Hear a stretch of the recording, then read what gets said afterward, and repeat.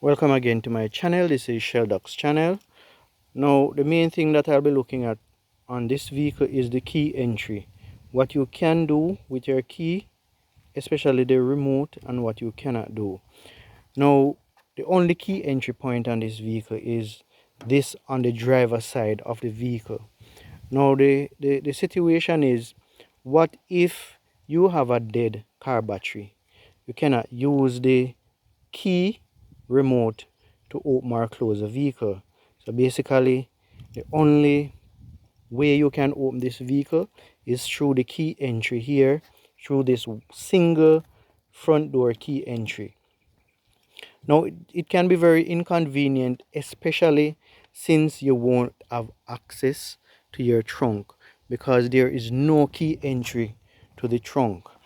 The only entry you have to this trunk to open it is a button under here that you would normally just put a finger.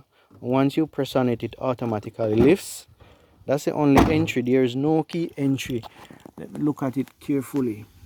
No key entry point under this section of the vehicle to say that you can open the trunk using your key. So how do you enter the trunk?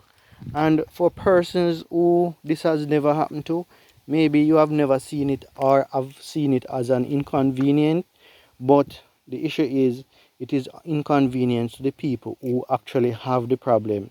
So that's why I'm really looking at the video to tell you how you can enter your trunk if you have a dead car battery and you need something inside the trunk to give you some assistance to fix whatever you need to fix. Is either to pull the battery terminals and to take it out, because you really won't have access to the trunk.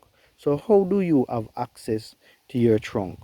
Now the only point of entry if your vehicle is closed is the key entry. Nothing will work. So you pull on the handles, nothing will work. So the only thing that you can do is to take the key entry, open the vehicle, and open the front door.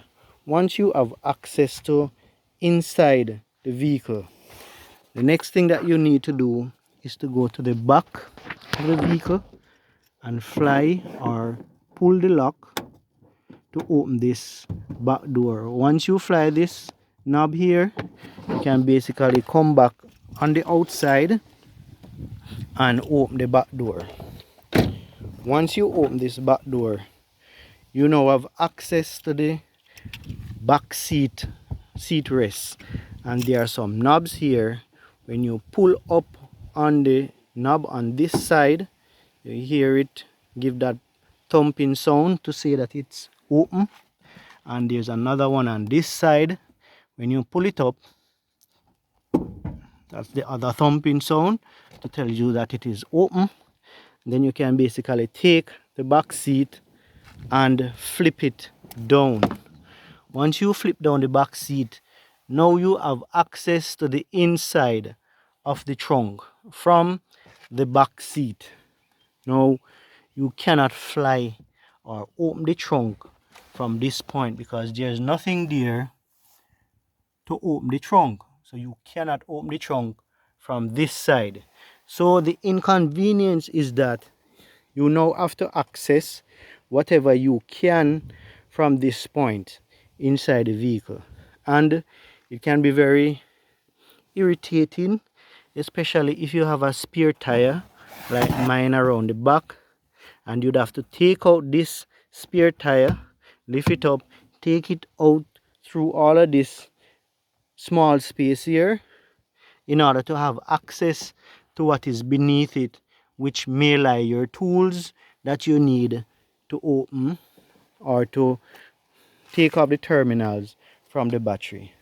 As I said before, you may not see this as an inconvenience to you who may not have to deal with this situation, but I had to deal with it some point in using this vehicle. The battery died out on me, and it created this problem where I had to access what I need to access through this point, and it was very difficult to going through here taking out what I need to take out, because there is no way you can open this trunk without a proper battery being connected. right? So hopefully this video is of assistance to persons who may come upon this problem and you need to open your trunk. This is a solution to doing that. As I said before, it's an inconvenience, but this is how Toyota decide to make these type of vehicles. Hopefully you have learned something from this. Thank you for watching. Please subscribe and have yourself a nice time.